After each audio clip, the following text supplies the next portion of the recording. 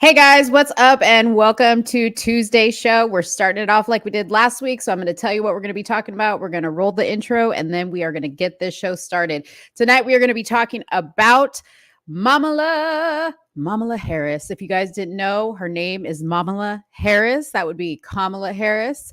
She was on the Drew Barrymore show and it was a very cringeworthy episode. Only for the very weak-hearted, weak-minded type person. The audience, if it was even a real audience, applauded her. And we're going to talk about it. The other thing we're going to talk about are the recent campus protests regarding Palestine.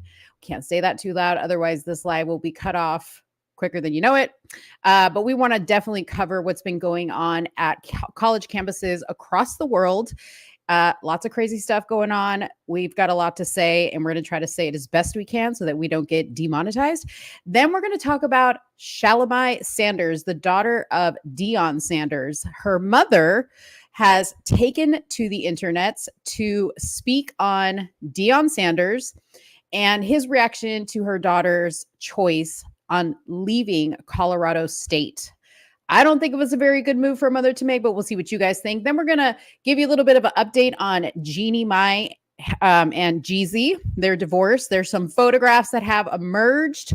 We want to talk about it. I definitely want to get Soonie's input because she wasn't here last week when we talked about it. We're going to be talking about the new pride flag. It was revamped. Okay. It got a makeover. We've got all the deets for you on what each little color, each little line, each little shape, all the little designs and what they all mean. Then we're going to talk about Amanda Seales. Yes, she's still out there talking about her self-diagnosis, her autism, you guys. She's out there defending it. And we just can't quit her. So we're going to speak on all that. And then if we can get to it, I definitely want to talk about the Blair White interview where she was doing a dick tucking episode with primetime Alex Stein. She actually was on the episode to debate our friend Abel Garcia on trans lifestyle and all that stuff.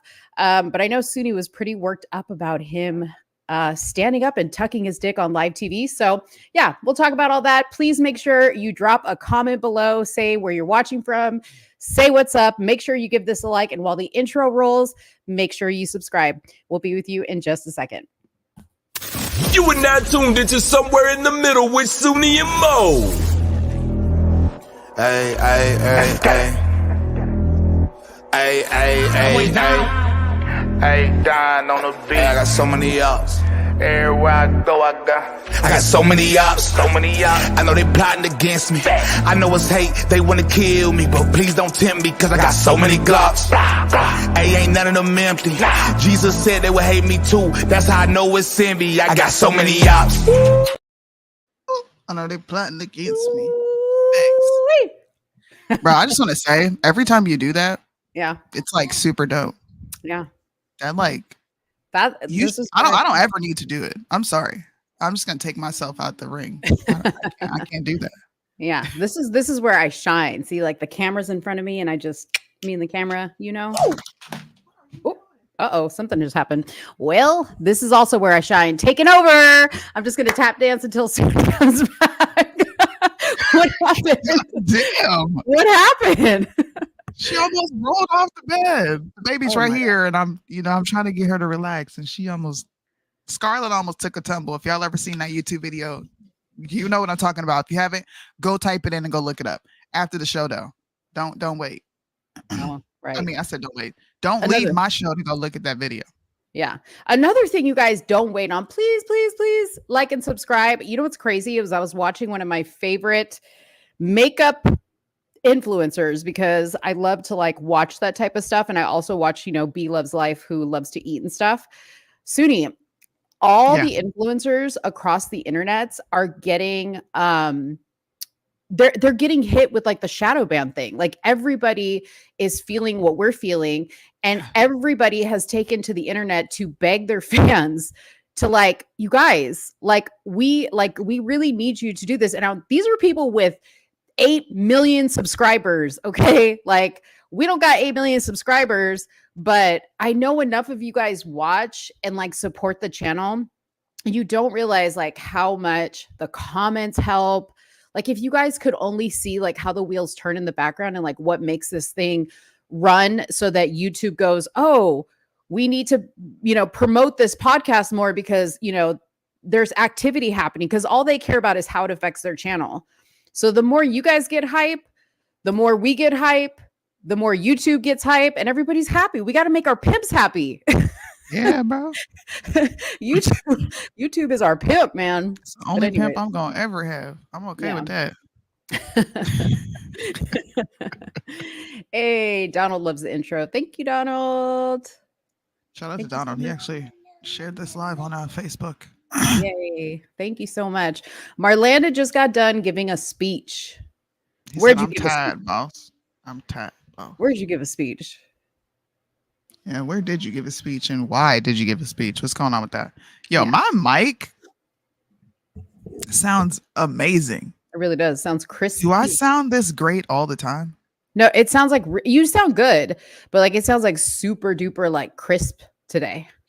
It does. I don't know what's going on, but yeah, it sounds amazing, boss. Oh, college class. I take evening classes. Don't be getting indoctrinated now. All right. I'm getting a cramp. I had to reprogram my child a couple days ago. I didn't get to tell you this, Mo. Yeah. My son, quick story before we get into our topics. My son comes home and we're on the car on the way back from school and he says, Mom, we were talking about rights today. And I was like, oh yeah? And he's like, yeah, I think it's cool. We were talking about water and they were like correlating it with a bunch of other things. Mm-hmm. And I was like, yeah, okay. And he's like, yeah, but they asked me a question. And I said, what was the question? And then he was like, because we talk about our faith a lot in this house and why we oppose different things, right? So he's like, well, if someone doesn't want to say the Pledge of Allegiance because it goes against their religion, then I said they shouldn't have to say it. And I'm like, why? Number one, why are you having this conversation on a military? Like, we're a military family. Everything we do here is linked to the military. Right. The Pledge of Allegiance is linked to the Constitution, which is linked to the country, which is linked to what all these kids, their parents, they're all military members. And this teacher is asking them questions. Well, should someone have the right to not say the Pledge of Allegiance, right? And I asked him, what's wrong with the Pledge of Allegiance? Can you point out anything wrong in the Pledge of Allegiance that would go against someone's religion? And he was like, well, nope. So we recited it together, had a conversation about freedom, about liberty, about, one nation under God. Are you okay? Wait, I gotta stand. I literally, like you gotta take a poop right now. I gotta stand. I'm like getting a cramp. I'm getting a cramp. You know when you get those cramps like on your side? I'm getting a cramp. Just keep talking. Okay. So, okay. We went through all that, and I explained to him that there is nothing in the Pledge of Allegiance that violates anyone's freedom to religion. So, me and my son are going on this journey of teaching him the Constitution, teaching him the Bill of Rights, and teaching him how to apply it in real life and how to combat. Your kids are growing up; they're teenagers. Anybody who has kids, my son is almost 13. He's about to be going to middle school. Yeah. Should know why he thinks these things, but I say all this to say that they're indoctrinating our children. I went through the curriculum. Okay, the curriculum is extremely bad this year. It was not this bad 2 years ago or even a year ago. It is bad. They are saying that the First Amendment, and I'm going to take a screenshot of this and show you guys, is a theory. They're teaching these children that it's a theory, and in theory, it should protect your speech, your freedom to religion. But there's too much debate about if it actually does. So let's examine why or how this may not be an absolute thing. I'm not playing with you. I swear to God.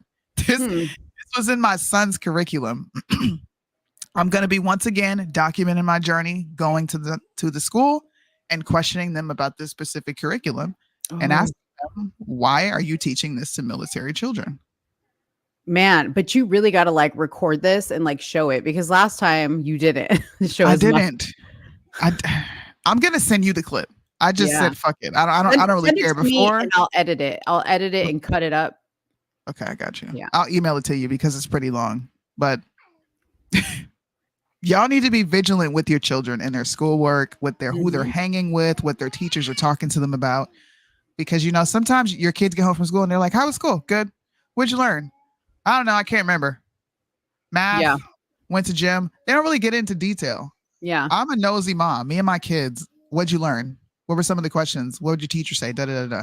Yeah. So please foster that relationship with your kids, because I was pretty pissed off That's scary. knowing that they are teaching them to act like they have a choice or it's a right for them not to say the Pledge of Allegiance. That's fucking crazy, bro. Military children. Yeah. Yeah. Yeah. It's wild now. Like, it kind of goes hand in hand with two of the topics that we're going to talk about was the Amanda Seales interview and then the situation with Shalomi Sanders, right? Like where kids have this idea now, and I say kids, even though Amanda Seales is a full-grown adult, but like a story she was telling about when she was a kid, and she was like demonstrating how a teacher was racist because the teacher called her mom because Amanda had corrected the teacher, right? And so like she was clearly racist, and Shannon Sharp was like, or I don't know about you, but like when I grew up, it just wasn't tolerated. You don't correct adults, Exactly. But now kids like have this thing like, oh, I have the right to choose. No, the hell you don't. Okay. No, you don't.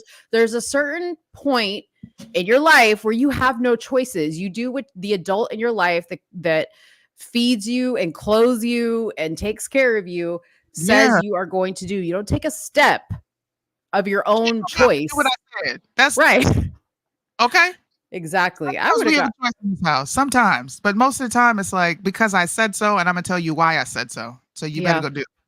Yeah. It's crazy. Amanda Seales. Can we talk about her first, or would you rather start with something? No. Let's talk about her, because I talked about her last week, but I wanted to hear what you had to say about it. Okay.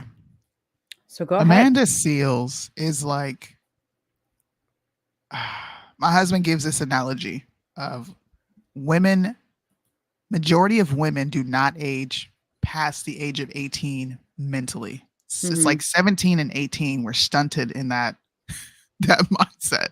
And that's what I feel like. That's what I'm witnessing when it comes to Amanda Seales.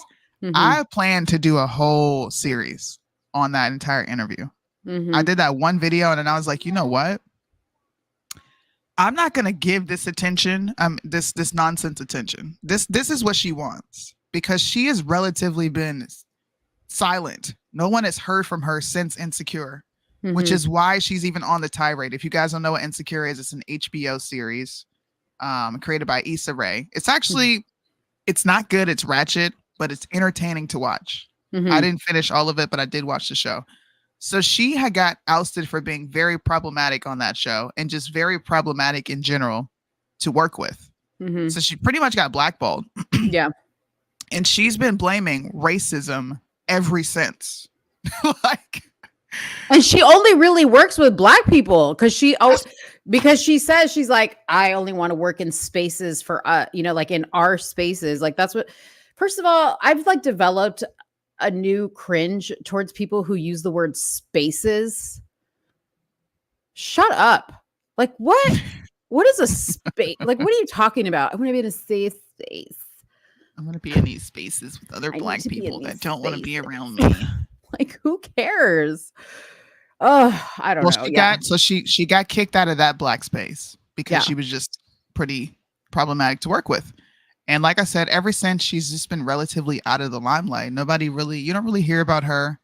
If you do hear about her, it's because she's went on this very unhinged rant on her social media, and it's usually the T page is sharing her.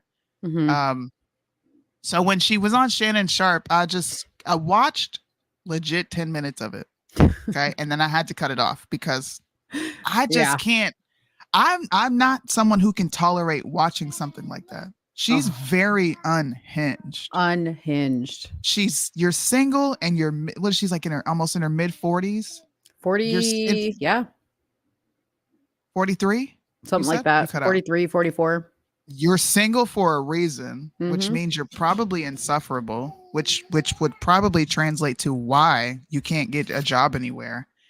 And you look to be, and I'm sorry, I'm going to say this. You look to be the phenotype of what Hollywood seeks after to begin with. So if you have the look, you've been on TV since you were a kid, right? It's not like you haven't been around. Amanda Seales has been around for a fucking minute. This bitch is old in Hollywood years. She's been around. If they don't want to work with you, then that is a you problem. Mm-hmm. Like something is wrong with you that these people don't want to work with you because you have the image. It's your personality. So to sit there and watch her blame autism, number one, it was kind of offensive because I have a nephew with autism. There's YouTube channels that I watch with kids with autism because I like to see how their parents handle them. Mm-hmm. And they're actually going through an experience. I did it live. I think you watched it.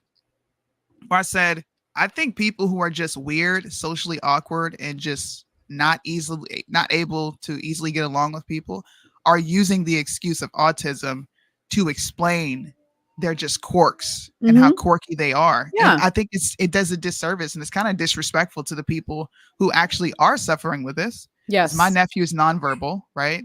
He's verbal, but he's not very verbal. He can talk to you, but you know, he's not communicating like you and I here. And then you got her big old rich black ass, half black, whatever she is, complaining that she wasn't properly diagnosed because of racism. Oh yeah. And that we no longer call it Asperger's. This is what I reacted to because Asperger was a Nazi. Even that's what I said last week. I said even Asperger's was racist. She even broke it down to Asperger's, honey. Wait, well, you know, I wish I can't wait till I'm gonna speak it into existence when we have a studio, right? You know, when women are doing interviews and they gap their legs open and they kind of put their elbow here, and they start talking. That's a feminist. Yeah, but like but that's also, it's like feminism because you're trying to like take this masculine role. Yes. Yeah, in how you stance. But I was saying this last week. I was like, she also has this very like childlike thing about her too, because she likes to sit like crisscross applesauce and take her shoes off and like, dude, act like a grown woman, like be professional. You know what I mean? Like I saw her on a Hollywood Unlocked interview and she was like sitting there, like she's like this, and like all her mannerisms are like the mannerisms of like a little kid. That's probably why she diagnosed herself autistic. Like, see, that's the thing. I said, just because you're socially awkward doesn't mean you're autistic or on the spectrum or like if the people don't, or like people don't understand you doesn't mean you're autistic. You know what I mean? Like I have a friend whose daughter has what is the other one that she said didn't exist anymore? Asperger's. So her daughter has Asperger's and she's like, that's news to me that Asperger's doesn't exist anymore. she's like I have a child with Asperger's. She's like, that's news to me that it doesn't exist. So it's like Amanda Seales like makes shit up to like justify her actions. Yeah, she's like, we don't call it that anymore. Who is we? This is when Shannon Sharp should have went a little black and been like, you speaking a whole lot of French. What's this we stuff you're talking about? Yeah. What? Yeah. I'm surprised she didn't say she was introverted. That's really all I have to say about her. I don't really have this grand expose because I thought she was just ridiculous. And I'm kind of mad that we're all giving her this attention, but I also understand it because it is so utterly ridiculous. Yeah. Listening to this woman talk, everything. I think this is a mental illness. Everything is racism. Yeah. Not a mental illness. Let me not say that. What's you know a better what word? No, it is that. It is a mental illness. I feel like that's an excuse though. I do. Well, and I hate to say this, okay? I hate to say this because this doesn't apply to all light-skinned people, okay? But there is a light-skinned issue that happens with some people. Like, no, and it's because I feel like they personally don't feel like they fall into a group, right? Everybody kind of wants to matter in a group, and her dad is black and her mom is from not Aruba. Where's her mama from? Here you go with these feelings. Well, but listen, Grenada. Her mom's from Grenada. Okay. Her mom's Caribbean. She's Caribbean, right? Grenada. Anyway, so she I think just feels like she doesn't belong. And the reason why I say that is because like 1 minute she's got sister locks in, the next minute she's got an afro, the next minute she's got, finger waves in her hair. Like 1 minute she's wearing like all the African colors, the next minute she's not wearing. Like I get it, because like I change my look a lot, but you add that on top of the everything's racist, everybody hates me thing. And then I start to say, okay, you got light skin issues. That's what it is that you don't feel like you belong because she said it herself. She's like, I have Black people tell me you don't belong in this space. Okay, don't let that bother you, girl. Like, if you feel like you identify more with the Black side of you, fine, let that be. If you feel like you identify with the white side of you, let that be what it is, but just be secure. Like, who cares? Like, own who you are. But she doesn't know who she is, and that's why it comes off as a mental illness. Yeah. Okay, you said comes off, so yeah. Okay, bravo. You like, see, you did the nice wrapping. You know, when people take their time and wrap the present up and put the bow on top. Yeah, that was nice. I just think the bitch is crazy. I think she's hard to work with.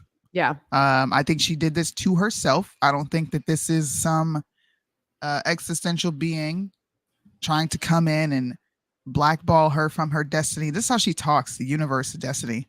Yeah. You're just problematic, Amanda. Yeah. And I do agree with you. Most light skins do suffer from this identity crisis of having to choose between both. So maybe that's just where she is. I don't know. I don't know where she's at. I think it stems from the mother. You think it stems from the mother? Yeah, it stems from the mother, because you know what she said? She said, my dad didn't know any better. I think my dad had autism too. And then she said her dad was bipolar. Those are words that come from a scorned ex-wife. Okay. Because her parents weren't together. She was raised by a single mother. So I thought it was probably, narcissism. well, probably her mom had told her, your daddy meant well, but he was narcissistic. He was probably on the spectrum, like those are teachings that come from your mother and of course your father as well. Right. So if you grow up in a broken home, of course you're going to feel broken with yourself. That's true. Okay.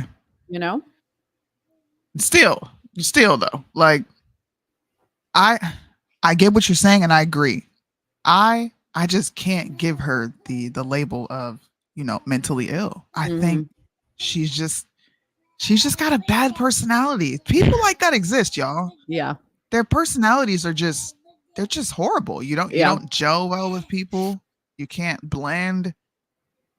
I don't know. She seems like the type of person I would walk in a room and purposefully ignore everybody there to wait for them to come talk to her.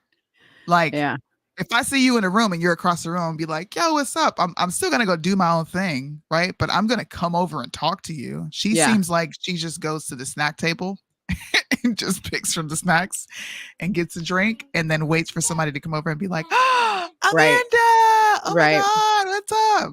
If you don't say the right thing, this is out of her mouth. If you say, "Oh my God, I love your hair," she gonna roll her eyes, because you know what she knows. She knows that that's you. That's you being racist, and you can't. You're not confronting your racial barrier. The racial. Let's just give her the badge. You deserve. Shout out to you. I need to get a soundboard. That we need to play a sound. Repeal the 19th. This is a woman who should not have the right to vote. Oh man, you shouldn't. Yeah, she shouldn't be deciding shit in our countries, because you know what she's gonna vote on? Racism. Yeah, and she's a man hater. Did you know? Okay, that there was a football player, Myron Rolle. He was an ex NFL football player turned neurosurgeon, and apparently Amanda had said that she had met him somewhere, right? And she had talked, publicly about how they were talking a little bit, blah, blah, blah, blah. Well, some angry women slid in her DMs to say that Myron had sexually assaulted them at one point and she needed to stay away from him. And so she took back to her social media to publicly say about this man. She was like, oh, you know, I'm not going to talk to him anymore because I heard from several women that he had like sexually assaulted them. Basically just saying that without having any proof, right? So he sued her for defamation. And he was like, this was, let me see, hold on. This was in 2019. Okay. So he turned around and sued her, and he was like, you better cease and desist right now because you're speaking lies. You have no proof. There's never been any accusations against me, blah, blah, blah, blah, blah. And she basically had to go like public and not, she didn't really do an apology. She just kind of said, I never came out and accused him. I was just saying what other people told me. Girl. Yeah. Messy. Wow. See what I mean? That's fucked up, man. That's why you ain't got no man's, girl, because no guy wants to touch that. And then Myron came out and he was like, this is how it really went down. Amanda slid in my DMs and I wasn't interested. And she was not happy that I turned her down. That's what he said. She reminds me of the black version of Tommy Loren. But at least Tommy Loren, she's a little smart, you know. She knows her politics. Ooh, I like that. No, that's cool. Vibe. She knows her politics a little bit. Yeah. But wow, I didn't know that. See, that's even more of a red flag, a notch on our belt. It is a red flag, but that goes to show even more why this is just a very problematic woman, and we should stop paying attention to problematic people. Like, let's just not give them any more attention. 2024, please. I know, but I just can't quit them because they're such good talk. You know, like they make such content. Yeah, they make good content. Listen, she was like, "Oh, you guys don't have a right to speak on my autism diet." Yes, the hell we do, yes, because you went on Shannon Sharp and you spoke about it yourself. So you said it first, and we have a right to. Do you have any clips of her saying this shit? I did a very bad job of preparing for the show today, y'all. Hold on, the baby's on the move. Okay, let me play some clips. Let me play some clips. Hold on. Okay, here we go. I hope you guys, this is actually, I hope you guys didn't miss this last week when I spoke about it. Hold on. I have a few clips I don't think I showed last week. Okay, so this first clip is about Amanda. It says Amanda Seales left speechless after Shannon Sharp seemingly brushes off children being racist towards her as quote unquote kids being kids. So this is kind of what I was talking about earlier when she was talking about her experience in school and how she kind of felt like she had to deal with a lot of racism in school. Here we go, y'all. Situation at Disney. I was there as the only Black girl. Okay. And there was a whole crew. It's like 12 of us. And so I was called an N-word right there while I was there. And I was also bullied while I was there because I was told that you're only here because you're Black. You can't really dance. You're just here because you're Black. So don't get any ideas. So that's what I'm being told by the other children. Does that suffice as racist to you, or would you want to call it something else? Is that just kids being mean? The kids. So let me ask you a question. As a child, you never said anything derogatory? You was just this model citizen as a child? I mean, children. Now, we're talking children, not talking adults. Now, if you told me as adults, parents were telling you this, or the execs or people that are in charge of Disney are telling you this, I could agree with it. But at 89, you're probably 8, 9 years of age. Maybe younger. Look at her. So you have no problem with the children that were cursing out Ruby Bridges and the Little Rock Nine? Bro. Yeah. Bro. You see how Shannon should have when, like, first of all, we're not talking about Ruby Bridges. Yeah. We're talking about you. Yeah. This nigga, man. Listen, I I actually, for the most part, I was proud of how he did the interview. But then I feel like, and I understand why he did it, Soonie, because you have to understand, he's got a very successful platform where he can get people to come and talk for a reason. It's because of the environment that he creates, which is like, I'm not going to like press you. I'm not going to argue with you. I'm not going to like debate you. Yeah. That's his thing, right? And that's why they come to talk on Shannon Sharp's couch. So I understand why he did it. And he did try to push back on her a little bit, but after a while he just gave up because he was like, this is a no-win situation. Let's keep listening. You think that was just them being kids? Two things can be true. Kids can be kids and not function as an adult, and things can be wrong. And sometimes when kids say things, they're repeating what they heard their parents say. They don't know it's wrong. So what about the children who are receiving it that know it's wrong? Does that not matter? Yes.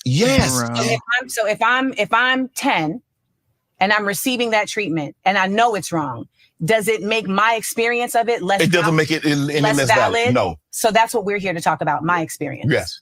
What? How selfish. I experienced that, and it was difficult. So that's the valid part of this. I'm not here to protect those people because it's irrelevant. Wow.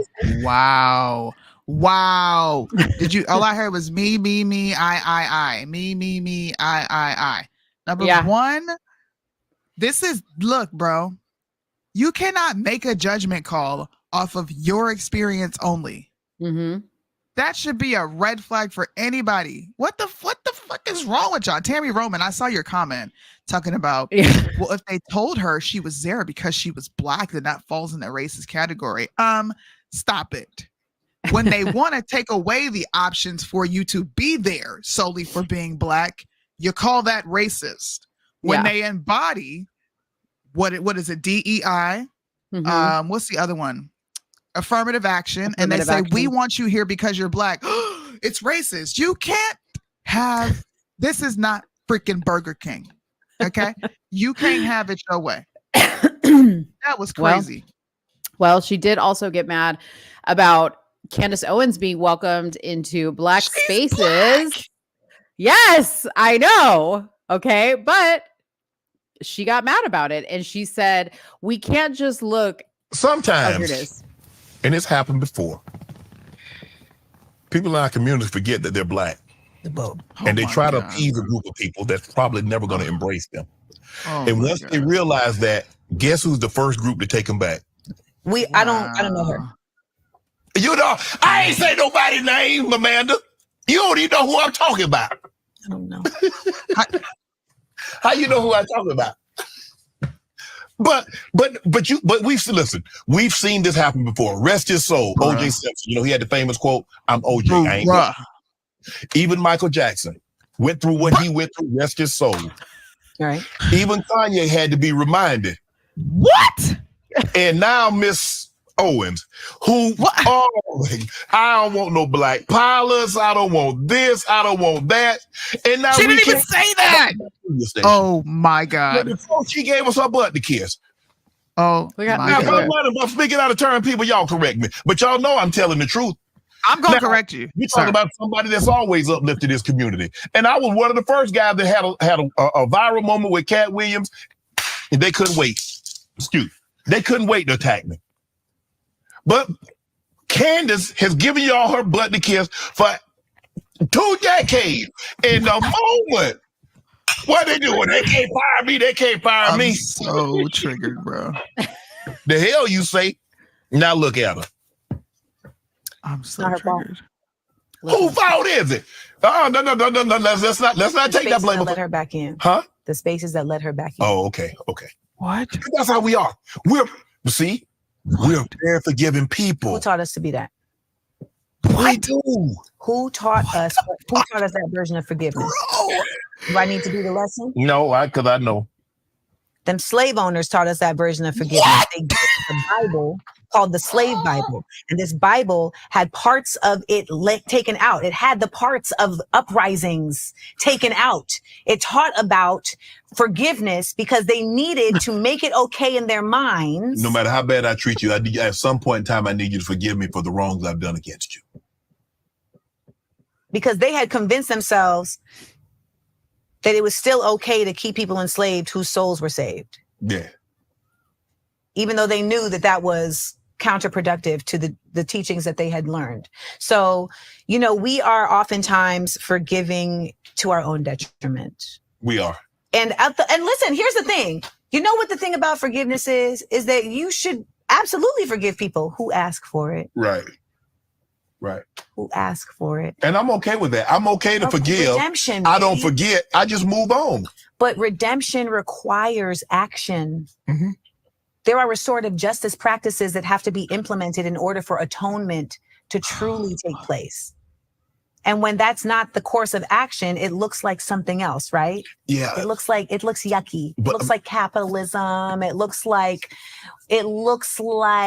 clickbait. Yeah. It looks like naivete. It looks dumb.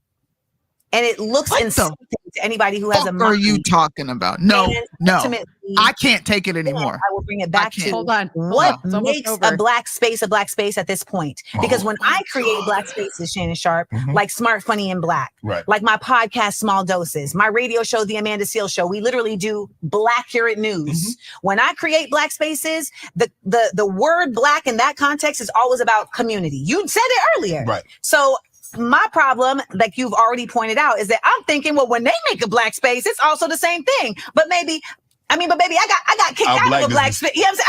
I literally got kicked out of a black space by a black woman who sick black people on me, black men on me to remove me. So at this point, I understand that we can't just look at black people and say, is this skin folk or kinfolk? We got to look at black spaces. Is this skin folk or kinfolk? And all of these black media spaces that took her back in, all of these black media spaces that have just excoriated me for weeks, I look at them and say, you are simply black by name because you are white by commerce. What? Go on. You are in an industry dominated by white people. Okay? They pay you to be on these movies because they control the music industry, Hollywood, and anything attached to a goddamn TV. So, ma'am, you are you are white by commerce by the same logic. What the fuck are black spaces? What are you talking about? I told you. That's why I hate that spaces word. How can I only be black in name? Bitch, I'm black. What are you talking about? Yeah. Bro. And I don't remember a time when Candace ever was accepted by the black community. I mean, I don't even think she really cared. I mean, yeah, she's been recently, like, black media has had her, but I don't know. Like, I just feel like that's one of the comments that I was like, Shannon, what are you talking about? I think Shannon should have Candace on his show. First of all, Shannon Sharp, which nigga, you gay. I don't even care to be nice no more. You're gay. No. She didn't say she didn't want to be floofed by black people. She literally said she would be terrified to see a woman flying a plane. Please, if you're going to quote her or anybody else, make sure you quote them right. That's not what she said. Second of all, who died and made you King Dick of who gets into the barbecue? Well, we forgive, but we don't forget. Forget what? That she had her own mind and her own opinion? Are you kidding me? What has she actively done to stop black people from moving forward? Don't worry, I'll wait. Like, I don't, this stuff like this really offends me. It does. Because Amanda, you're barely accepted by black people, and you think that you have some sort of voting power as to who should be accepted and who should not. You don't want black people talking to Candace after complaining about black people doing to you exactly what they're doing to her. Mm-hmm. Like, do you not see the contradictions and hypocrisies within your statements? Difference is Candace bodies the fact that black people do this to her, and she makes a killing out of doing it. So much so that these black spaces that didn't want to accept her when she was on the revolt stage are now gaining millions of views, specifically from having her on their show. Mm-hmm. So who's winning out of this all? Because I'm trying to find your YouTube show, and where is it? You're on News One. Does anybody even know what that? Have you even heard of that network? News One? No. News One. You want to know why? Because it's black owned. Oh, Amanda. Well, want to hear what she says about light skin versus dark skin? Oh, Jesus Christ. Told several times, I don't like you because you're light skinned. Like, I get told, like, oh, you light skinned, you're not really black. But, like, I'm light skinned because My great-great-great-grandmother was raped Right. by James Uhl in Virginia, or in Maryland, I should say, who then subsequently had children every month after that for 12 months with other slaves that he owned. And Can he you put pause his it? name Can you on pause their it person. real quick? How Yeah. do you have a baby every month after that for 12 months? Like, what? How do you have a baby every other month? Did you hear what she just said? No, I just heard her say she was her grandmother was raped. What happened? She was forced to have 12 children. Oh, And it was every other month. Like, oh, wait, what? Every other month after birth? Like, Oh, what are you Lord. talking- I'm sorry. Maybe Go she ahead, meant I'm every other sorry. year. Every other year. How the fuck do you know this? And this means that I'm also possibly related to Robert E. Lee. Oh my God. I am light-skinned because my great-grandmother on my mother's side was raped by her boss when she was a maid God. in Grenada. So I just feel like we oversimplify in a way that feeds this white supremacist ideology instead of looking to each other to say, how do we starve it with love and loving each other? So, you know, I am not colorist. There are many times where I have had to consciously remove myself from spaces because these people don't know what they're talking about. And they're like, well, you're black, you know, like this designer in Russia wanted me to be the face of her Africa campaign. I said, ma'am, the only way I can do that is if I am partnered in equal level with a dark-skinned person from the continent. Right. And they were like, oh, you're just doing too much now. We don't even see race. Don't you just love that one? And it took me also a little bit to understand that colorism only works one way. Right. What? I don't know if bullying is the right word for what happens to light-skinned Black folks who feel like they don't belong. Right. There is no way in the dissemination, the effective dissemination of white supremacy, that we would not have dark-skinned women who don't like you because you light-skinned and light-skinned women who don't like you because you dark-skinned. They have been very effective at that division. Yeah. I have been told several times, I don't like you because you're light-skinned. Like I get told like, oh, you light-skinned, you're not really Black. But like I'm light-skinned because my great-great-great-grandmother was Let's raped hear this again. Right. by Bro, shut the James fuck up. Uhl in Virginia, or in Maryland, I should say, who then subsequently had children every month after that for 12 months with. She did say that. Who had children every month after that for 12 months. She said with. Hold on, play it again. She was said with. Other slaves that he owned. Oh, with other slaves. How do you? Okay, first of all, I'm sorry. Listen. This is my grandmother. Okay. This is my grandmother. My mother is Amanda Seals skin tone. My mom is fair skin. My dad is my color. Why didn't I end up light like you? I don't know. What are you talking? I'm light skinned because a slave owner raped my great great grandmammy. You're light skinned because somebody in your family was light skinned. What are you talking about? What? Well, and then who cares, right? Because it's nothing. Care? You can't help it. You can't help what happened. Nobody can go back and erase the guy that raped your grandmother and the other 12 slaves he owned for 12 months. Nobody can change that. You are who you are. Like, just get over it. Why do we give? You're talking about why people give Candace a platform. Why did Shannon Sharp have you on?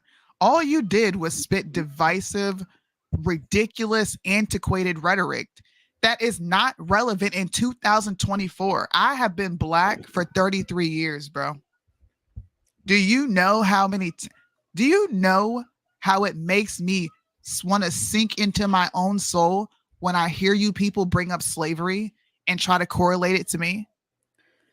Do you know how insanely disrespectful it is to call me an African American? Right? I have all these thoughts, but do you see me getting online? You know what? These people keep calling me African American, and that's racist. So what you're really saying is that I'm not from this continent and I come from somewhere else. Like, Black people can easily do what she's doing, right? But I don't do it because I understand everybody does not have my understanding. or they don't even know my family's background. And some people are just stuck on stupid like her. They want to use this as an excuse. I don't get why, bro. There's a lot of offensive things that people say in regards to Black people. And most of the time, we just take it on the chin because it's not that big of a deal. I don't like being called African American, but guess what I get called? African American. I say both. I say both only because, like, I know people who, you know, like they refer to themselves as African American, so that's what I don't even really think about it, but I'm just like, whatever. Like, it doesn't even matter. But do you see how it's not a big deal, right? We're sitting here talking about it. Yeah, I'm telling you, like, dude, that's offensive. I don't like that shit, right? But I'm not also forcing my will upon you to get you to stop referring to other Black people this way. Yeah, I'm simply just, hey, look, this is how I feel as a Black person. But I'm not imposing racism and white supremacy behind why you say this thing. It's crazy, bro. Yeah. I wish I could be like Amanda Seales and just complain about being Black all day and talk about how all the ways I'm offended about being Black. It's a sad life. You know what I mean? It's got to be a sad life to be so miserable all the time, right? And the whole world is against you constantly. Like, that's got to be exhausting. Got to be exhausting. Damn, bro. Yeah. I think I'm going to do a live one day and just talk about all the offensive things that I hear and see if people kind of gravitate to me like they did her. How do you think I'll be? Do you think I'll be successful? I don't know if I won't say that let me just put it to you this way. She blocks anybody. Like, if you're watching her lives, she tells you, if you say anything against me, you're getting blocked. So no matter if you're watching her lives, it's all people that agree with her. Because if you don't agree with her, you get blocked on the spot. Feminazi. Okay. Yeah. That's freaking crazy. And she even said, like, I'm going through the comments on the video on YouTube. Like, she watched it live while it was premiering. That is bad shit crazy. And she said she was blocking people that were saying anything negative. It's like, well, it's no wonder you have such a false sense of like reality, because you block out everybody that doesn't agree with you, right? Or say the things that you want to hear them say. Of course, you're going to be disappointed when real life hits you and you find out not everybody thinks the same. Even Black people. That's crazy, bro. She told a story about when she was on the set of Insecure that when she walked into her trailer, there was like a picture of Martin Luther King. Mm-hmm. And there was a set assistant that came into her. He was a Black gentleman, and he came into her trailer, and she was like, "Hey, brother, did you put this in my trailer?" And he was like, "No, I didn't." And she's like, "Really? Because you're the only militant N on this set, right?" Well, the dude got upset that she called him an N and went to Issa Rae and complained. And they called Amanda in, and they said, "You can't do that. You need to apologize to him." And she's like, "What are you talking about?" She's like, "We say the N-word on the show." And they're like, "But he did not appreciate that." Exactly. So you can't even apologize to other Black people that you offended. Right. Because not all Black people want to be called that. That part, yeah. Yeah. Come on, listen, bro. Yeah. Listen, man. I think I'm gonna try it. I'm just gonna go live one day and say, you know, when you tell me that you are so articulate, oh my gosh, when you say that, you're implying that you ain't never seen an articulate Black person. I'm just gonna do that. Your ass will be laughing the whole time. I'm gonna laugh, but I'm also, you know, I'm gonna try it. Your hair is so pretty. Yeah, like, you know, when people come up and touch your braid, that's a microaggression. This is my personal space. Don't be entering my space. Now, I get it. Maybe you ain't never seen a braid before, but you can observe from 50 feet away from me. What the heck? And I'm gonna tag Amanda Seales in it. You should. Oh my God. You should like. I'm gonna do it. Yeah. You should be like, you should put the title, "This is inspired by Amanda Seales," because when she sees that, she's going to think it's like a coup to her, and she's going to come running. Bro, you don't understand how I'm about to really make this video. Yeah. I got to do it live though. I can't do it. I don't like filming myself. I got to do it live. Yeah. You got to do it on Instagram. That's what she likes. Oh, I can't wait. Man. Oh man. Well, this is like Amanda Seales. Amanda Seales. donkey of the day. Round of applause. Oh gosh. I swear this is Tragic Female Tuesday because we got Amanda Seales off the list. Let me check her off. Let's do a quick recap on the Jeannie Mai Jeezy stuff. So I talked about this last week. Jeannie Mai and Jeezy, the rapper, they're going through a divorce. And like first he filed for a divorce, which is very rare because most of the time 70% of divorces are initiated by the woman. But for whatever reason, he did. And then he went on a podcast with Mia Long, and she interviewed him, and when asked like what was the demise of your marriage, he was very respectful, and he said, out of respect for the person that I love in my marriage, he's like, I'm not going to sit here and say too much, but we tried to really get through things and we couldn't do it, and he decided it was the end. Jeannie Mai claims she was completely blindsided by the divorce. She said she found out along with everybody else on the internet that he was divorcing her, which was crazy. And then the divorce started to, be processed in the courts, and Jeezy wanted to seal the divorce so that it wasn't public. Then Jeannie Mai hit him with, I'm not going to give you custody of your daughter because your lifestyle. And then he said, well, I'm going to fight for custody because you're traveling all around the place and you're leaving our daughter with uncles and nannies and whatever. And she's in a much better place with me. I'm her father, which I agree. And then Jeannie comes out and says, oh, by the way, he's violent. He, puts guns under the bed, and our daughter found one in a Louis Vuitton bag, and he hit me. And she released these WhatsApp conversations where she had pictures of her legs all bruised up. Turns out that this was a golf cart accident. Exactly. Yeah. And Jeezy actually spoke about it, which was crazy. But the text exchange between him and Jeannie in the WhatsApp was crazy because like when I read that before I found out that it was a golf accident, it was clear to me he didn't hit her because she was like, baby, look what you did to me. I have dresses to wear tonight. Okay. And then he said, it really bothers me that I put you in danger. It hasn't sat right with me. So of course a dumbass is going to be like, oh, he for sure hit her. First of all, an abuser, an abusee is not going to be like, ha ha ha, look what you did to me. The first thing I thought was they had a night of rough sex. She got a little banged up at the Ritz-Carlton because they had drunk sex or something like that. That's what I thought. Maybe he threw her up against the wall. I don't know. Okay. That's what I thought. And then it turned out my mind would go there, but then it turned out it was a golf cart accident. Golf cart. Yeah. I mean, I'm going to be honest. I thought the same thing. I'm like, I didn't think sex with them. Like, they were probably just roughhousing.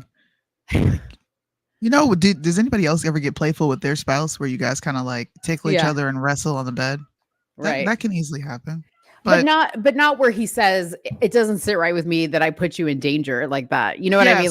Saying you put someone in danger, his response, I agree with you, does not give off the vibes that I just beat the crap out of you because I felt like it, or you did something that I didn't like.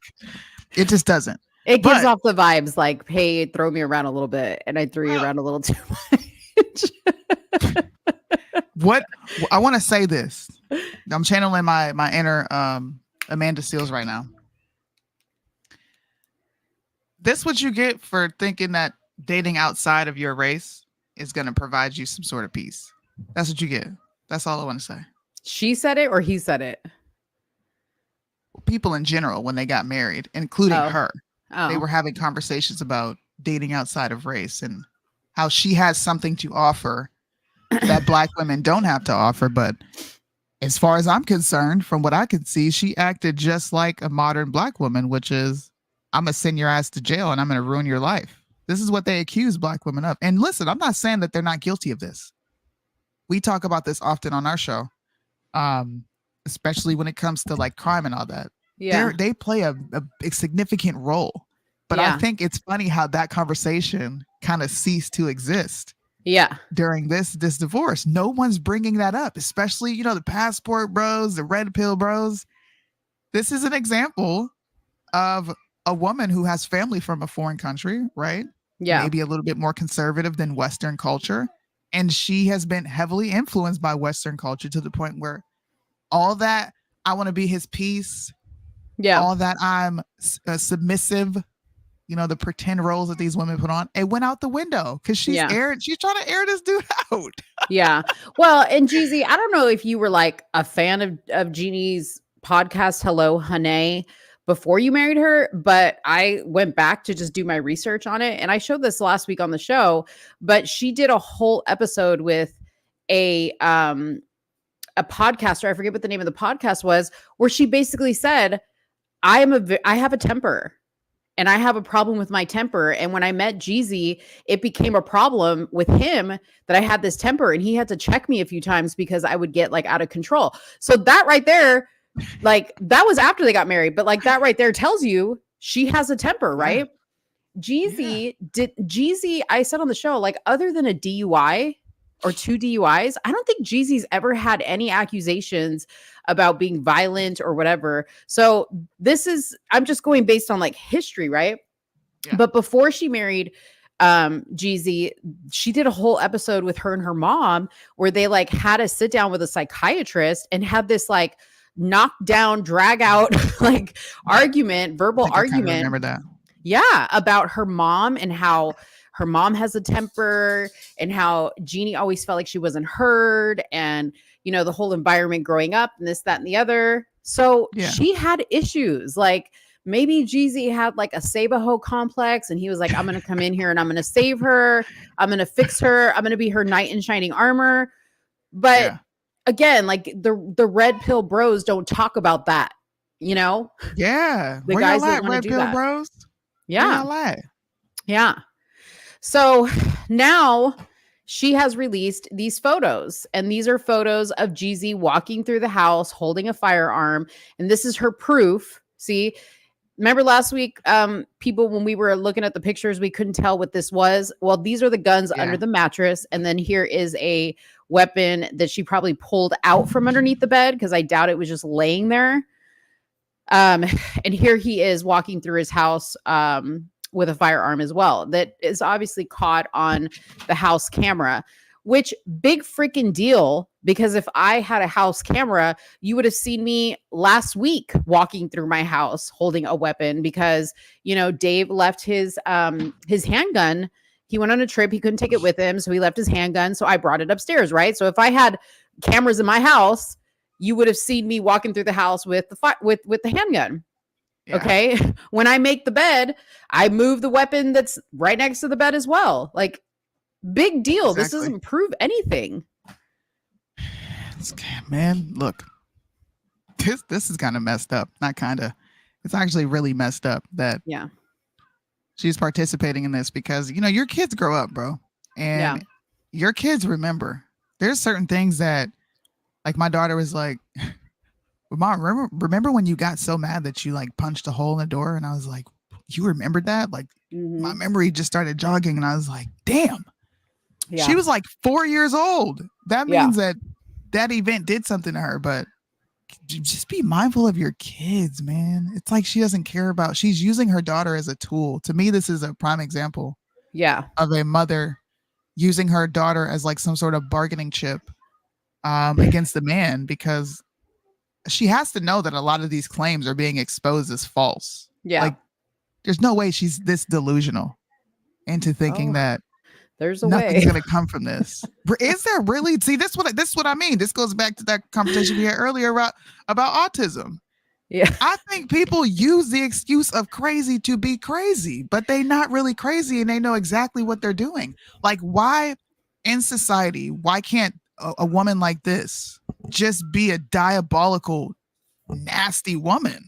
Yeah. Like, and know what she's doing. She knows exactly what she's doing. Yeah, that's what I'm saying. There is a way that she could be this crazy. She's just crazy. Like, that's just she's not crazy. She's just a bitch. Yeah. Crazy attached to it. When I say crazy, like sometimes like when I Like when I say, "Oh, I'm so crazy," like I don't mean actually like crazy. I mean like I'm fun crazy, like I'm wild, like woo crazy. Like see, that's we have so many words that are like interchangeable. When I say crazy, I'm saying like you can't help yourself. There's really something wrong with you. I use like you're a psychopath. You're like psychotic. Psycho, is that like a stronger version of crazy? Yeah, because you can't turn like you're so psycho. Like that's not. There's no way you can flip that. Like if I say you're psycho. Like if I say you're crazy, girl, like that could mean a lot of things. Like, oh, you're crazy for saying that. You're so funny. Okay. If I say psycho, that's legit. That's just certified. See, it's because I'm younger. Because I'll say if my kids are just being super silly, I'll be like, why are you acting so psycho right now? Yeah. But I'm not really calling them psycho. Okay. Well. Yeah. Nevertheless, then she's a very psychotic individual. She is. Like something is wrong with her. That's crazy. And you're getting. Does she not know that news publications are putting at the bottom of the source that she got this during a golf cart situation? So where was the abuse? Well, and that's the thing. Like she doesn't backtrack and say, like, "Oh, my bad, I forgot." And then she like puts out some report from the Ritz-Carlton that showed. That they did like an incident report. Nowhere on there does it say anybody was abused. It just said that there was like an argument. Okay. Like when people are drunk and they have like an argument, a couple or whatever, the Ritz-Carlton is, a 5+ star resort. Of course they're going to make an incident. Because what if you go up to your room and kill each other? They got to document that. Oh man. Shameless plug real quick. The owner of Limitless, which is the debate server that I was telling you about, is actually here in the chat. If you guys want some awesome debates, I mean real debates, none of the not Instagram, but none of the Discord Love and Hip Hop series or the Discord Chronicles, not that. If you want an actual debate, check out this server. They have cool debates in there. They play games. It's a little community that he's setting up. I like going in there. There's always a Christian debate going on, political debates. So go check it out. Don't be a boomer like Mo. I dropped the Discord link, in the comment sections all over our social medias. Go check it out. Yeah. Don't be like Mo. Yeah. Okay. So since we're talking about psychos or crazy women, let's talk about Pilar Sanders, the ex-wife of Deion Sanders. Yeah. Now we know why she's the ex-wife of Deion Sanders. So Deion Sanders, you guys know him. He's the head coach at the Colorado State University.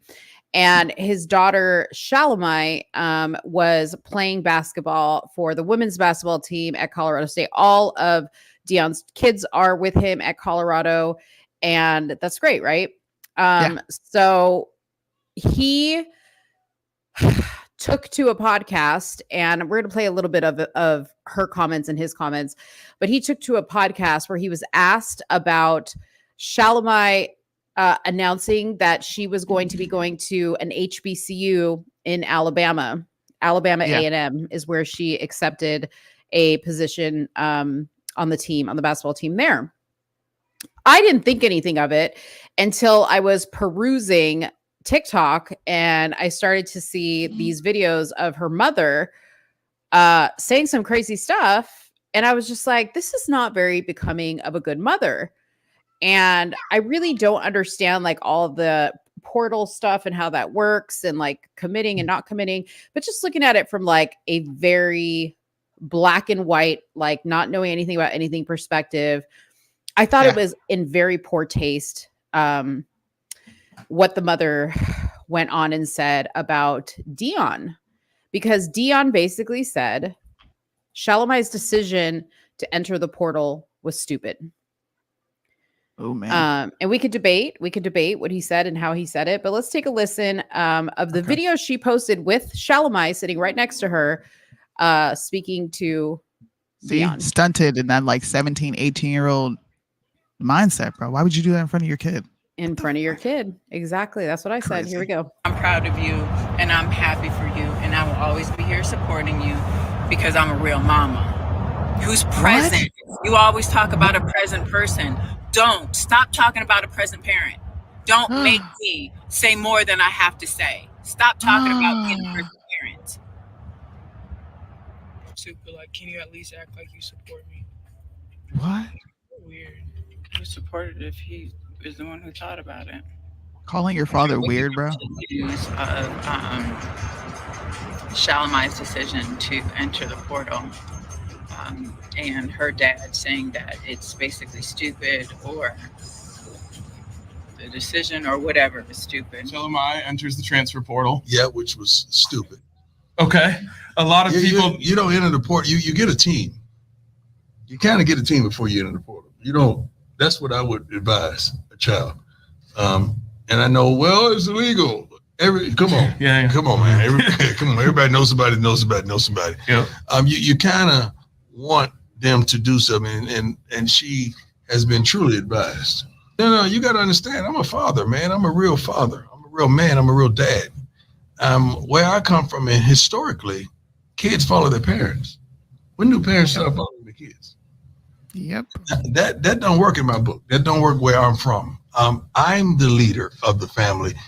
So I've been dictating where my kids go, not them dictating where I go. I'm happy. I'm cool. I'm sound in Boulder. I love it 100%. And we're going to build a monument. You know those mountains out like that you overlook the stadium? Oh, yeah. I want my head on one of them. Shalomi Mai. Yeah. So what do you think about that? She kept going on her YouTube channel. That's from her YouTube channel. It's disrespectful. Yeah. I can give my like anecdotal kind of relation to something like this. When your kid gets to the point of calling you weird, it's either because they're being heavily influenced by the other parent that you're no longer with, or because they've had just a very piss poor experience with you as a parent. I don't think she's had a very poor experience with her father, because he seems to be very instrumental in his son's lives. I think her mom is just giving her ill advice, teaching her, like, you're teaching this girl who has an active father, okay, to disrespect that active father because he's not following what the child wants him to be doing. Instead of listening to your dad, who has clearly had success, right? All this success, all this amazing, he's probably arguably one of the biggest NFL players on this planet. Yeah. He's in the Hall of Fame. Okay. Yeah. Your dad's on TV 24/7. He's helping your brothers. Why wouldn't you follow that unless you were being advised to do something else? So clearly her mom is in her ear, which is very unfortunate, right? It's kind of effed up. Telling her to not listen to her father, which creates the breed of women that we see now. A bunch of modern, they're hybrid beings, bro. Like, they are. You're raising drones to hate men. Yeah. Like, you're raising your daughter to disrespect leadership. At the end of the day, that's really what it is. Now, hopefully her father can get a hold of her and get her back on the right path. But that's going to be a monster when it comes to marriage. Yeah. If she even decides to be with a man. Because we know a lot of those players come out well, that's what the comments did say, that she was following her girlfriend to Alabama. Wow. So she's got a girl. Wow. No, I don't know. I don't know anything about that. Okay. I don't know anything about it. As far as I knew, she was interested in boys, but whatever. I don't really care about that. There's a couple of things about this that I personally think. So, number one, I totally understand a young woman who wants to explore her independence, right? She wasn't playing. My understanding is she wasn't playing much at Colorado. And, her mom even explained that she got into Colorado. Everybody knows she went to Colorado because her dad was there. They already had their roster. They already had their recruits. Like, she wasn't part of the team ever, from the start. But didn't really play much. So I understand, as a young woman, you want to go independence, you want to explore that a little bit. And then I understand Dion's family. I need to protect my children, and I can only do that when they're with me. Now, the other side of that is, and I know this as a parent, is you can only do that for so long, right? And then you do need to allow your kids to make their own mistakes and go off and do their own thing, right? Where I don't agree, and where this whole situation is very unique, because we have a very public figure like Deion Sanders, is that probably something that started as a very typical conversation between a young woman and her father, like, Dad, I want to go do this. And he's like, no, you need to do this, right? Is now playing out in the public eye. Yeah. And the two people, I think really the mother, because until Dion was asked about it, he didn't speak on this. Mhm. The mother has now made it everybody's business what's going on. Yeah, and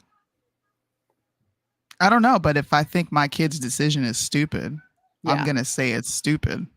Yeah. Like, but again, on a public level, I would say that too to my kid, right? But when you're on a platform that millions of people are going to watch because everybody's going to watch Deion Sanders getting interviewed, and you call your daughter's decision stupid there, even though it probably is a stupid decision, he could have said wasn't the smartest idea.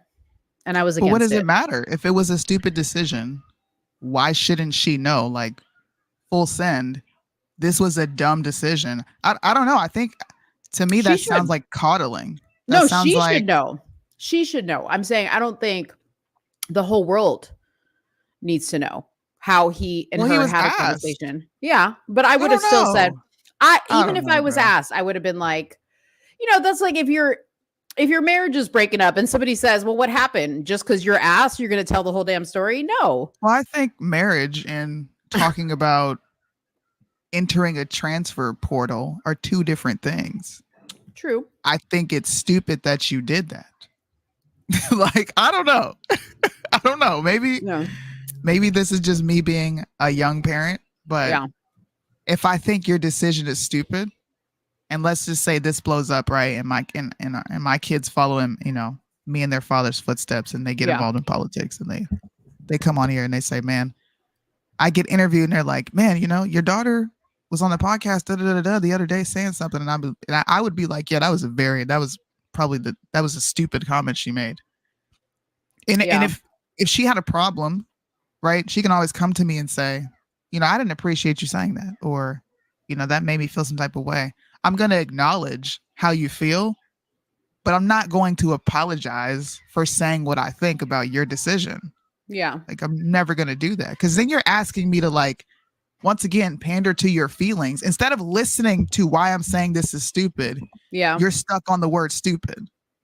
Well, again, you could say to their face, you're fucking stupid. You're an idiot. It's the stupidest decision you ever made. Again, I think you can say whatever you want to your child. That's your child. But I just feel like on a public level, neither the mother or him should have escalated that, because I am the mother of a daughter. And I know that if somebody would be like, yeah, did you see that picture your daughter put up or whatever? And I'd be like, yeah, that's stupid. She would get upset with me that I called her stupid on my public platform. You didn't call her stupid though. No, I'm saying if I did say that, she would be like, Mom, you call me stupid? You have like all these followers. Like, what are you doing? Again, I can to her face call her stupid and be like, that's the dumbest decision you made. I just feel family things, and maybe this is me, but family things are not for public consumption. It is not content. Do you see what I'm saying? Like, the only thing I've ever made public, and this was with the permission of Gabby, and she was sitting right next to me, was when we talked about what she went through with her mental health struggles. And I said, do you want to come on my channel and tell the story yourself? And she did. I would have never said anything otherwise had she not wanted to do that. I just think that family issues are not for public consumption, good or bad. Yeah, but I don't think it's a family issue. I think that's comparing apples to oranges. I think people are making it a family issue because the mother came out and spoke, but he was asked about a public decision that his daughter made. How is that a family issue? That's, you made a public decision. People are talking about this very public thing, and I think this decision was dumb. That's not family stuff. It is though. Well, it is though if there's some type of discourse like in the family on the decision you made. I don't know. That to me, that would be like me being offended that my family, did an interview and said they think that I was stupid for voting for Trump. Like, that's their opinion. Mm-hmm. I wouldn't be like, you should have said that to me privately behind closed doors. Like, okay, that's your opinion. You're entitled to it. You think it was a dumb decision. Are you calling me stupid? No, you're saying you think I made this dumb decision. I can't get sensitive and be like, you shouldn't have said that. Like, I did this publicly. They're commenting on it publicly. I don't know. Yeah. I don't Listen, if I was like this big, huge, like everybody knew me type of person, and like, you know, Dave threw me down a flight of stairs and somehow it got in like the People magazine, right? And somebody asked me, did Dave throw you down a flight of stairs? My answer would be, number one, I don't speak about family issues. To me, that we're comparing apples to oranges. No, but I'm just saying, like, to me, it does not matter what it is. Like, you see, I don't post anything about my family online. I just don't, and neither do you. But no. I just feel like, even with Dion's sons, you know, like, and his podcast, I in my heart of hearts, I think that like them constantly being, I don't want to say used because they're willingly there, but like when you constantly put your family out there for public consumption, it's going to eventually create a problem. You know what I mean? It's going to create, it doesn't matter if it's positive or negative. There comes a point where you start letting people into your situation all the time, the good, the bad, the fun, the trips, the whatever. And then now they feel like, okay, we own a piece of you. We can comment on everything you have to say. You know, we can make things bigger than they really are. I just feel like if it was wrong for Pilar, his wife, to say what she said, then I think Dion could have handled that question a little bit differently. I don't think he needed to say stupid on the podcast. He could have said it all day long to her. But I think he just should have said, I just don't think that was the best decision. Her and I spoke about that. And ultimately she made her decision. You know what I mean? That seems like policing language, which. Well. Oh, we got some big back behavior. Like, I'm about to fuck up this 15-piece Wingstop. Okay, listen, sir, you got it. You Where's got my it. Big back song. Big back. But she's a child. I don't think she's not a child. 19 is a child. I don't know. I'm a tough cookie. I want my children to be tough. I want them to understand how to take constructive criticism. I want them to learn how to extrapolate the meaning behind what someone is saying. Like, learn how to read between the lines. Don't walk around feeling like someone owes you something. And of course, like I just said, my door is always open if they're like, yo, that bothered me. Yeah. Okay, I hear you. You know, people how I see how I am with my kids. Yeah. I run a tight ship, but there is room for them to explain to me how they feel. Absolutely. I'm going to listen to how you feel, but you're not going to tell me what I can and can't say. Listen, I 100% agree. All I'm saying is not everything. No, I get what you're saying. I'm just speaking in general. Yeah. I'm just speaking in general. Yeah. Mo just had a liberal moment. Why? Like, because I don't want to share information. Yeah. I mean, listen, when it comes to family, y'all, I am just very protective of my family. It does not matter what is going down. Like, I am never, ever, ever, no matter how juicy it is, going to use my family for content. Never going to do it. Not even my friends. I'm not even going to do that to my friends. Like, if you're like a really good friend of mine, I'm never going to use what's going on in your life for content, you know? So if I did something, right, and it blew up on the internet, yeah, and you get an interview and they say, hey, Mo, what do you think about, what Soonie did? You're not going to, I'm not going to slam you. Even if I thought it was the dumbest thing. Not slam me, but be honest with you wouldn't be honest with like, this is what I think about it. You would reserve that? Well, okay, here's how it would go. So depending on what it was, like if you did something crazy and it blew up, right?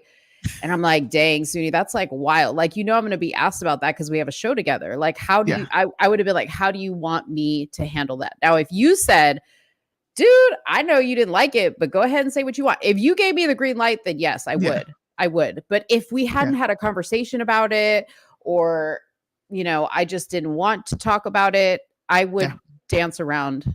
I wouldn't like dance around like in the sense of like, oh, I'm not going to answer that. I'd just be like, Soonie's always been a girl who runs to the beat of her own drum, and she's never going to change. And that's what I love about her. And that's how I would answer that question. Okay. So okay, that's fair. That's fair. Yeah. I would extend that. I would extend that courtesy. Yeah. But I don't know. Maybe it's just like I feel a sense of like I feel like he does. I feel a sense of responsibility to what my kids are doing. And I also agree with you that there is a time and a place where I have to relinquish that, right? Yeah. They're gonna eventually take what we've taught them and go off on their own. But no, I would feel very passionate about what they did. And to me, my action or my demonstration of being vocal about how I feel about what you did would signal something in their brain to be like, oh, dang, shoot, mom's talking about this publicly. Yeah. That's just how my mind works. Yeah. Because this is because they are so in the limelight. Yeah. That's their dad is Deion Sanders. They're never going to be able to get away from that. Right. Now, someone like us, fine. No. Would I get on a podcast and talk about my private matters of what school my kid chose? Yeah. No, I wouldn't. But that's also because I'm not in the limelight. Yeah. My face is here, but nobody knows who my kids are. And they Right. never will. Even if my kids do go off to do sports and have scholarships, it would probably be a long time before somebody would be like, oh, damn, yo, that's Soonie's kid, because nobody knows who my children are. Yeah. Well, I mean, and that's kind of what makes this all the more fucked up. And again, my whole problem was not with Deion, not even with Shalomi, but was with the woman. The mother, because I'm like, yes, because I'm just like, first of all, I am never a fan of a woman bashing the father of her children, no matter what. I don't care what he did to you. I don't care if he hung you by your toes outside of a window. You keep your mouth shut, and you certainly don't do it with your daughter right next to you. Right. You know what I mean? Like, that's where I thought, like, that's just disrespectful. And you know exactly what you're doing because Deion Sanders is your ex. I never heard Deion say a bad word about you. And here you go talking about, don't make me say more than I have to say. What? That's understood. I agree with that. Yes. Listen, in case you haven't already figured this out, I'm a loyal bitch. Okay. I'm a loyal bitch. I'm like street loyal. You know what I mean? Like the code of the street. I think we both have that though. Like, I remember we had just started to become cool. Yeah. Me and Mo. And there was a live. Somebody was talking reckless as fuck. I can't remember who it was, but they had so many people on this live, and I had cammed up, and they were like, "Yeah, I don't like what your friend was saying," and I'm like, "You may not like what she's saying, but what you're not gonna do is lie and get disrespectful. Like that's not what you're gonna do." Yeah. So I feel the same sense of protection over you, right? Yeah. But if we were constantly in the limelight, Mo. Yeah. Let's just say we had a YouTube channel where we vlogged and then we vlogged together and then we did certain things, Christmas dinner, right? And our kids are constantly there. Our husbands are constantly there. People are seeing our families, right? And eventually our families break off from an extension of what we do and they start their own shit. Yeah. We're going to publicly comment on what they're doing. I don't know. I can't say. No, I'm telling you. No, I am telling you. I am like street loyal. You know what I mean? Like I'm street loyal. Like I'm not that kind of girl. Okay. I'm not that kind of girl. Dude, I'm telling you, like some shit could go down in my house and you would never know. Because number one, I'd have like a total I'd have like a total poker face. You would never know. Yeah. I wish I could do that. Yeah. You would never know what happened in my house. You wouldn't even know. You wouldn't even have an inkling of slightly of what something happened. But what you would know is I'm irritated. Yeah. Well, because I can't hide that. The only way you might know is because I will completely remove myself from social media. Yeah. Like if something really bad happens, I don't in my opinion, I don't know anybody an explanation. I'm gone. Like I literally will send you a message and I'll be like, hey, Soonie, some shit went down. I can't tell you why or what. but show's over. And I will not apologize to anybody. I won't do anything.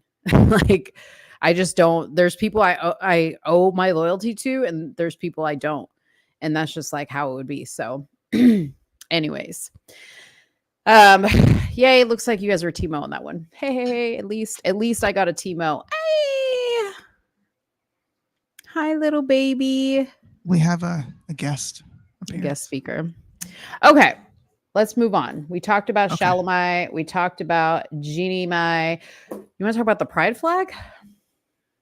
Yeah, let's talk about that, and then I have to go. So can we save that you know what protest topic for Friday, because I do have something I want to add to that, and I'll send you all the information. It's actually pretty crazy. You're gonna be like, what the no problem. I kind of wanted to put that towards the end because I was like, well, I don't want to like completely zap our freaking viewership from the very beginning. All right. So guys, the pride flag. This is the new pride flag. It got a makeover. Actually, I think that there is even a newer pride flag than this. What? Yeah. How often do they wait a minute. First of all, how did you find this? So our friend Right Wing Angel, who I'm going to go to his page right now, he posted about it. Sorry, my computer's like super slow right now. Okay. So he had posted about it.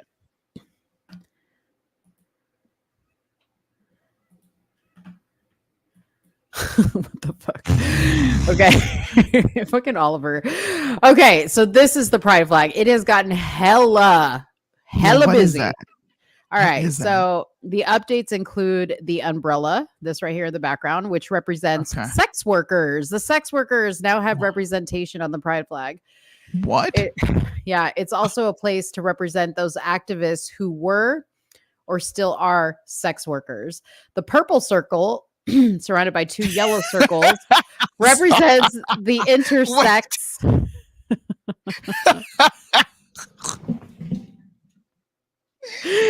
What? The purple circle. Yeah, the purple circle.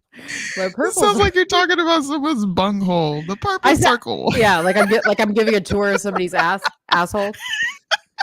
And here you see the purple circle. I'm sorry, that was childish. The purple circle is surrounded by two yellow circles representing the intersex community. It wraps around the chevron, which is this right here, showing that intersex people can be of any gender, race, sexuality, or identity. What? Duh. What a mess. Deep. So it looks like it went from what? It went from okay. So it literally went from a rainbow to this madness. That like it was just a rainbow. Go ahead, put yours up, or you want me to put it up? I don't even have anything. That's a video that I wanted for you guys to look. Like this is a part of that community. I wonder if he's gonna fly this flag. Okay. Well, I didn't know what all the colors meant. So red means life, orange means healing, yellow is new ideas, green is prosperity. Like the idea to add the chevron and the umbrella. Blue is serenity, violet is spirit, black and brown are people of color, white, blue, pink are trans people, and yellow, purple circle is the intersex. Oh, Jesus. What a freaking mess. Purple circle. Okay, so where's if they promote serenity, then why is there so much chaos in that purple circle? Like, it is wrapped around the umbrella, girl, because they don't know what this is confusion. This is not even art. This is like, you know, when the psychologists, is that what they call them? The psychologist, when you're in their office, whatever you call them, psychiatrist. The psychiatrist, when you're actually insane or psychotic, and they hold these blobs up in front of you, and they're like, "What do you see?" Yeah. you're supposed to say what you see. Yeah, that's what I feel like I'm looking at with this. Like, somebody's psychiatrist just drew this up for them, and then y'all morphed it into a flag. There's no way. This is not real. It's the ugliest thing ever. It's ugly. But you know what? It is a great representation of how really fucked up these people are. You're right. It really Shout truly out to does Mo, bro. represent the umbrella, the circle, the chevron, the stripes. Wait, say it again. What is the circle called? The purple circle. That's gonna be our new line. Purple circle. It's the purple circle. What's his name? Loza, if you're listening, that's your new hit, Purple Circle. Purple circle. That's funny. Oh my gosh, bro. Cash says it's beautiful. No, it's not. Cash, get out of here telling fibs. You the reason that I'm in jail right now for 30 days. Oh yeah, I heard everybody on Soonie's Can't make no money, can't do nothing. They said those $11 you made, give me that. I'm like, dang, bro. Who made $11 off your life? I made $11 off of my content. You know, I've been having some videos go crazy and I've been monetizing them. Dang, he said take that L. Dang. You see how friends do you, bro? See how friends do you? Not this friend. Messed up. Not this friend. Wait, before you go, can you just tell me, like, what did you think about? Okay, so remember I told you that whole, I'm going to show the audience when you leave, but the Blair White on Alex Stein. So I was kind of disappointed because I saw Abel, our friend Abel Garcia, sitting on the couch, but he was there to debate Blair White. Yeah. Yeah. So we take everything I said back. Right now.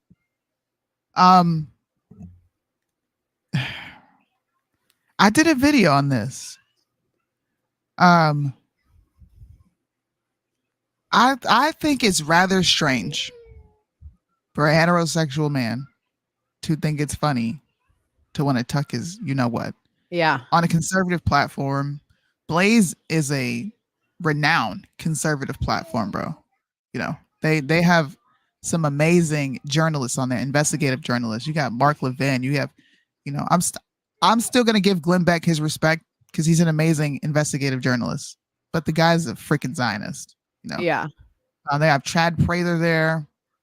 They have Jason Whitlock there. They have a lot of amazing people on their roster.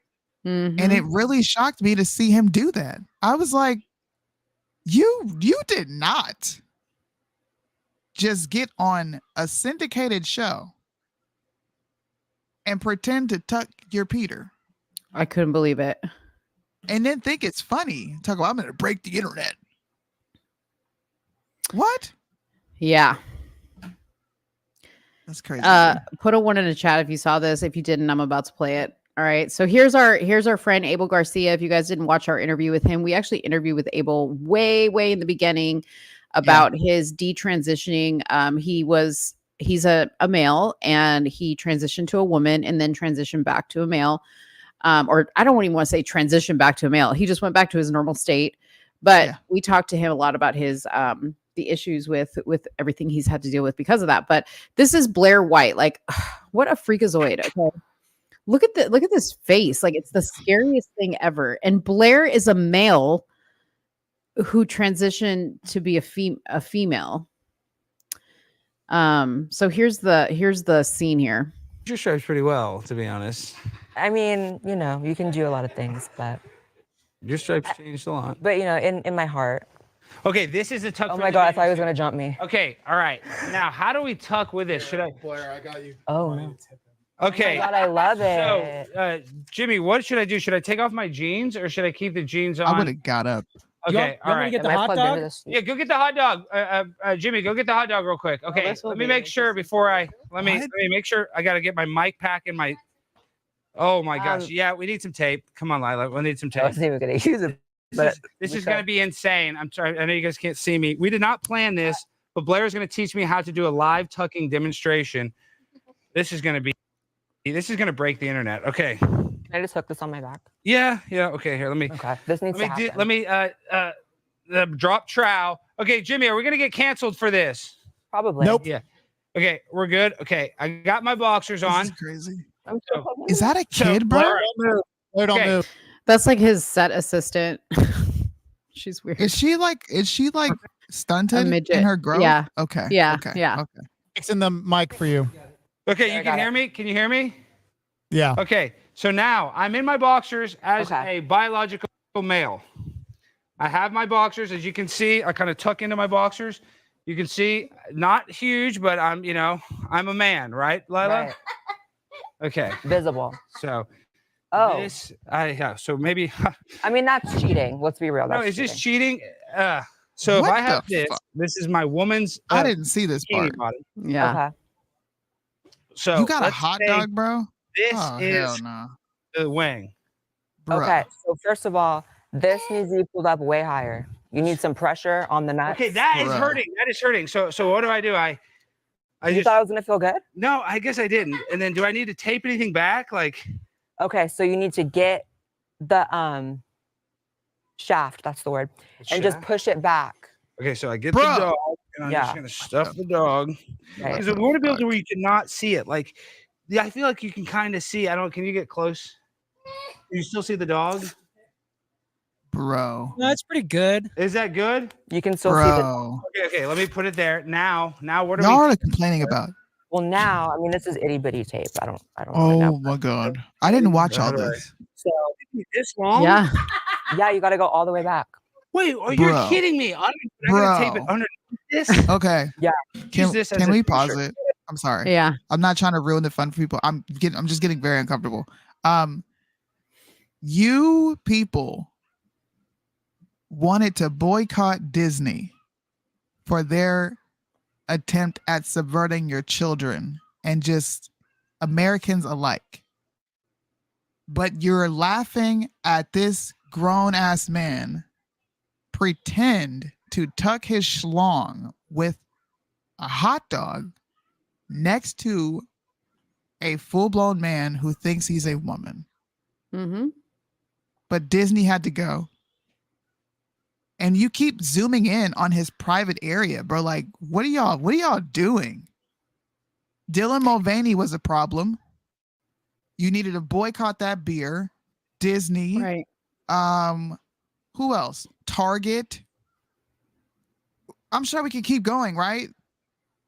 But this is funny. I didn't see all this. Yeah.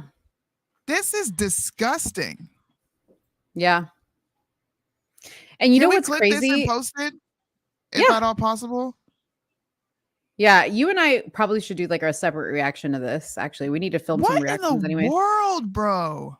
But you know, didn't Steven Crowder get in trouble for like being inappropriate with his staff? Yeah. Like this is incredibly inappropriate.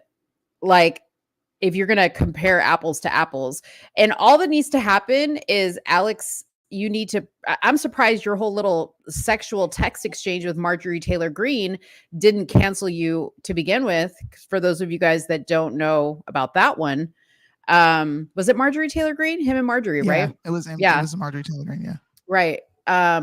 You know, this is completely inappropriate, and you're one bad move away from this coming back to haunt you because your staff is going to be like, "Oh my gosh, we had to sit there and watch." Like, this is disgusting. We had to zoom in on his crotch area to see his freaking bulge. Yeah. On top of a hot dog. And Blaze is supposed to be conservative news media? What? But you know what happens, Mo? Conservatives say nothing. They sit back and they think it's funny, but let a Democrat do something like this. Yes. Let a Democrat be on CNN or CNN, the app, and have one of their shows pop up and they're sitting up there tucking dicks, and then let somebody be on the set that looks like a child. You know the first thing they're gonna do? They're pedophiles. Yeah. They're groomers. Oh my gosh, how is this allowed on TV? You're allowed to do this on an app. You would be conservatives, but because it's Alex Stein, I think he was making fun. You should go look at the comments on this post that I put out. I think he was making a joke. I don't think it's that big of a deal, Soonie. I think you might be being a little emotional about it. No. I'm not being emotional. He is pretending to tuck his dick. And look at now she's then putting they money keep in the back of his pants. And then he's shaking his. Come on, y'all got problems with the drag queens? What in the world? Oh, gosh. Yeah. Oh yeah, we're doing a reaction to this. Ain't no way. Yeah. Look at this. And he's gyrating. Yes. Alex thought it's so funny.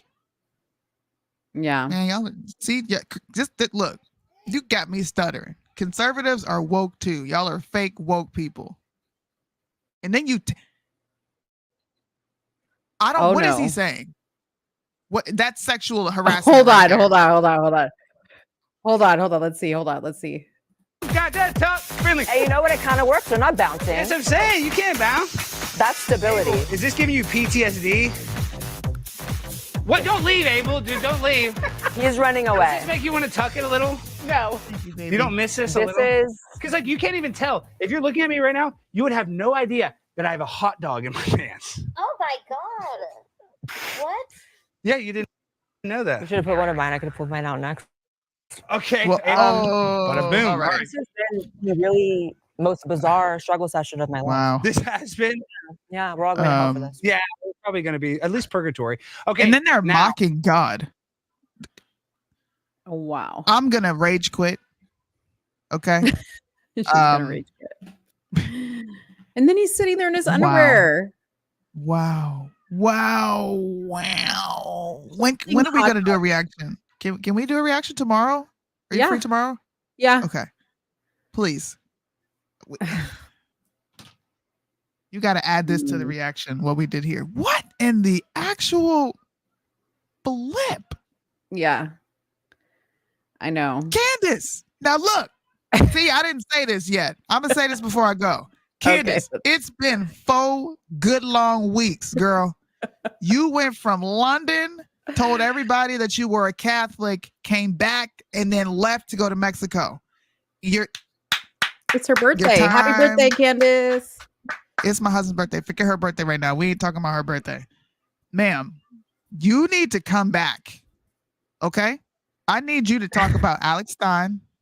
I need all the people who came out against Steven Crowder to now come out against this disgusting prick because he decided to gyrate his in his boxers. You guys realize he's in his boxers? Yeah. With the set of underwear on top of it? Yeah. Holding a hot dog.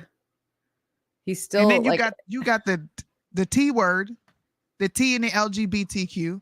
Yeah. Talking about I should have pulled mine out too. This is why I get mad when y'all call that thing a she. This is why I get mad. Yeah. And I get it. People are like, well, it presents as this. I know, but we all know that's not a she. Come on. We need to actually, we should get, somebody suggested Bryson should react. We should get Bryson to do the reaction with us. I already tried. This is funny. I'll show you guys real quick. I'll show you a portion of it. And he said, I ain't going to watch that. That's so funny. When did I send it to him?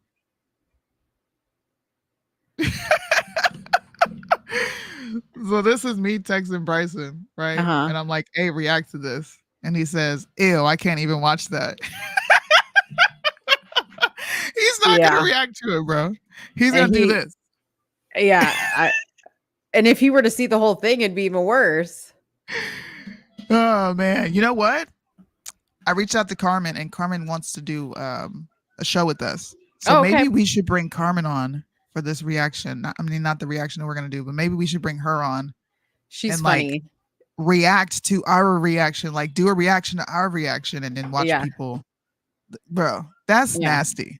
That's nasty. That whole thing is nasty. And Candace, it's been 4 weeks. You're in Mexico. I need you to come back and do this reveal because I'm tired of waiting. Soonie is so mad. Like, I think I'm gonna clip this and send and like just tag Candace and be like, Soonie needs you to come back. Like, she's dying to know what you know.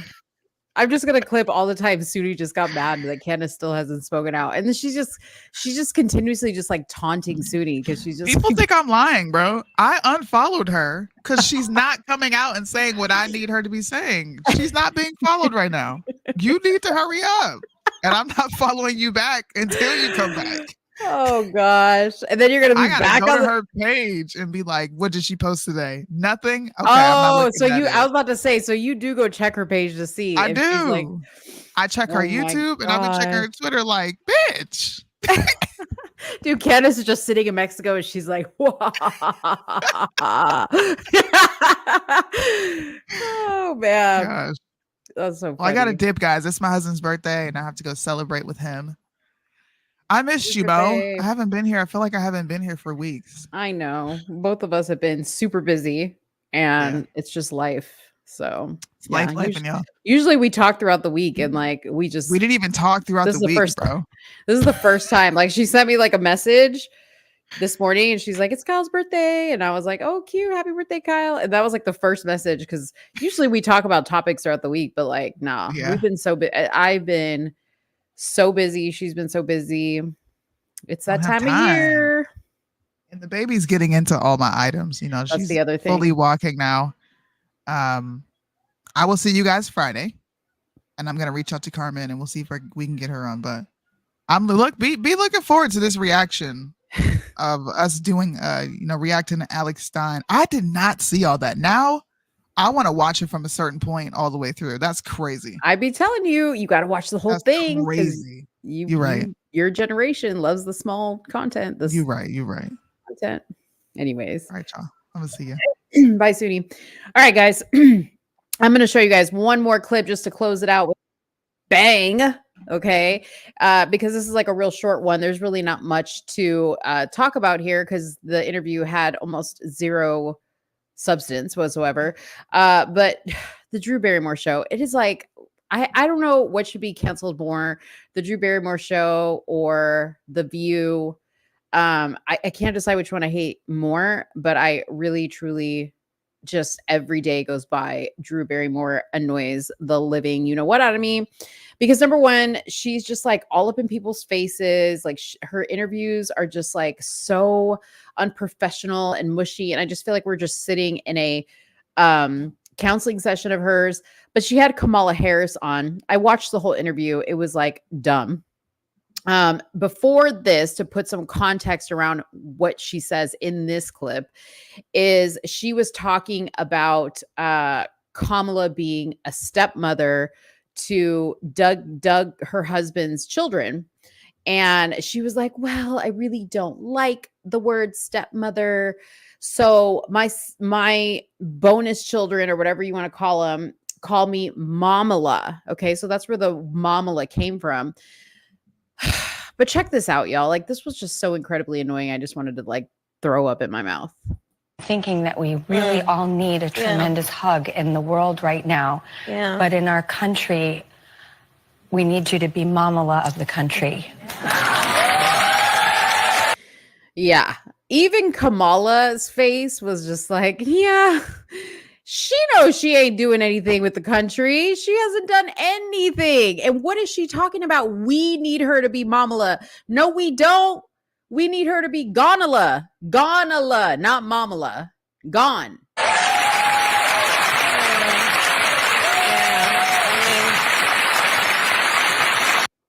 Oh, God. I've been thinking that That's it. That's all she wrote. That was like the most interesting part of the interview. So, yeah, I just wanted to share that with you guys as a closeout. But we will have a show on Friday. So don't worry. I know some of you guys have been like, you guys are always taking Fridays off. Don't worry. We'll be back on Friday. But it could be up in the air on whether we do every Friday, because Soonie's got moving coming up and family coming in town. So you guys will just have to wait and see. But we will be back on Friday. We'll be posting some shorts, and make sure that you give those shorts a like and a share. Make sure you're subscribed. Thank you guys so much for coming tonight. I really appreciate it, and have an excellent rest of your night and a good Wednesday tomorrow. Bye, guys. So when you're done getting high,